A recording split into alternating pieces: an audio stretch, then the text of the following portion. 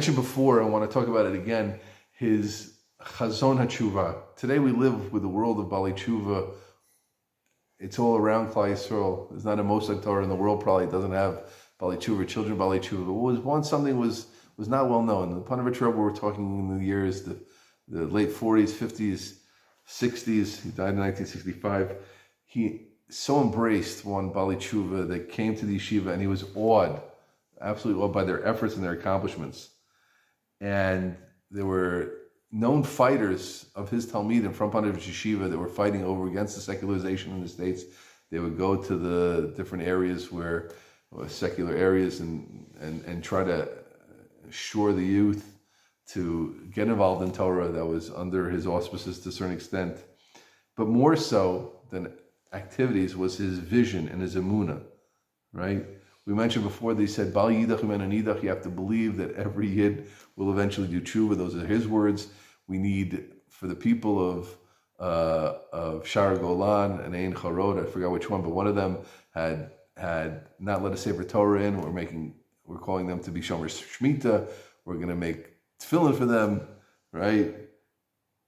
And the Rav Shlomo Lawrence once saw the Ponevezher Rav surrounded by Chilonim, and he saw they were all looking to the Ponevezher Rav with like love and haratzah, with appreciation. And Rav Shlomo Lawrence didn't see the story; he related the story, and the person came into the middle of the circle, and he said to the Ponevezher Rav, "What did you say to them? They so loved you." Listen how he spoke to them. He says, "Amartilam." He says, "You're good Jews." He says, "What am I speaking? Good Jews?" He says, "You're Yudim Yakar. You're not just good Jews. You're Yudim Yakarei Mikol Yakar." Speaking to total Chilonim back then. He says, "You're valuable from all value, but you're dressing up. You're dressing up. You're fooling yourselves. Get off your masks, my beloved brothers." That same brothers. Get rid of it. And he said he had hashpah on them, and they heard the truth coming from him. They heard the love coming from them. They heard the appreciation. They heard the brotherhood coming from them, and they heard the message. And they're full of love. And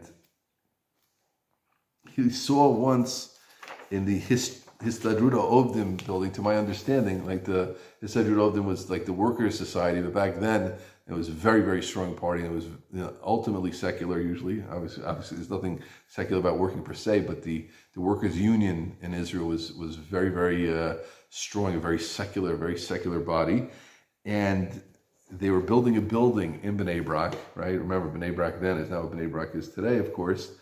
And as they're building, the Ponevezher Rav goes over to the builders. He says, make sure to use good materials for this. He went to the Poalim.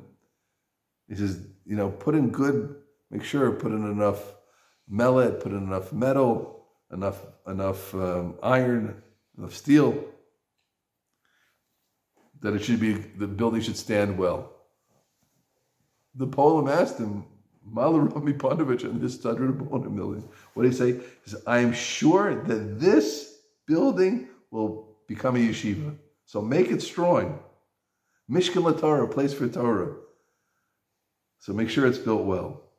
That was said by Rav Yaakov Edelstein, Zichron Levracha, one of the first 6 Talmidim, the brother of the Ponevezher Shiva, one of the Gdolei Dor of Gershon Edelstein today.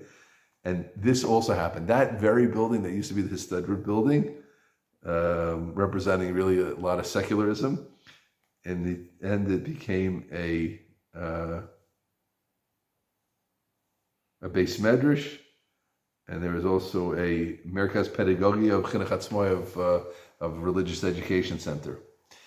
And in the last months of his life, that Ein Charod, which he turned to, right? I'm not going to embellish the story. It would be nice to embellish it. I'm going to try to say it honestly. The possible became true, and a shul was made in Ein Charod. And the people of Ein Charod, so beautiful, invited the Ponevezher Rav, because it was known it was a small country, and he was speaking to them, and they heard his voice, and they made a shul. Now, it's hard for us to imagine a place without shul, but like I said, a place without Sefer Torah, a place that they don't want Sefer Torah. So certainly they didn't necessarily have shuls, and they invited him, but he was too sick to attend. And I love this response. What was the Ponevezher Rav's typical response? He says, a shul is not a yeshiva. We're not where we want to be yet, but something's moving.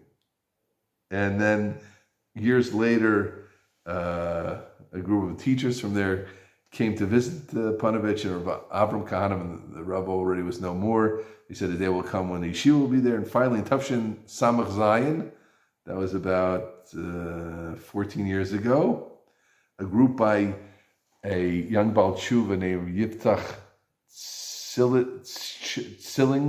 Chilling, something like that, who was a son of a former agricultural minister of the rabidly anti-religious Mapam party,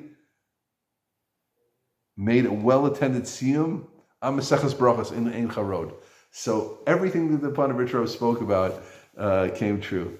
So my friends, this is the man. And it's hard sometimes we want to get to the end of the series because, you get back into the life and the ideals and the times of these people. And then, you give 12, 14, 13 sessions, and then it's time to move on. But this is the man, a great Torah Gaon, someone who was moser all of himself for Torah, for Klal Yisrael, someone who wasn't afraid to dream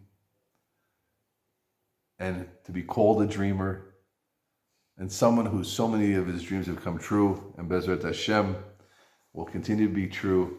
Ashri Mishielech B'darko, and his great memory should be for a blessing, and we should, I hope, these short, modest sessions gave us an insight into who he is, and we will go and learn from his unique ways.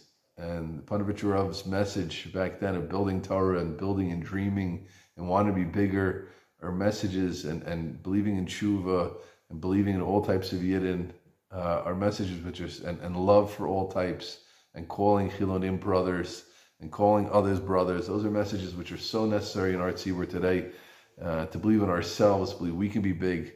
These are things which, his image should be in front of our eyes and should move us, and we should grow and be big ourselves.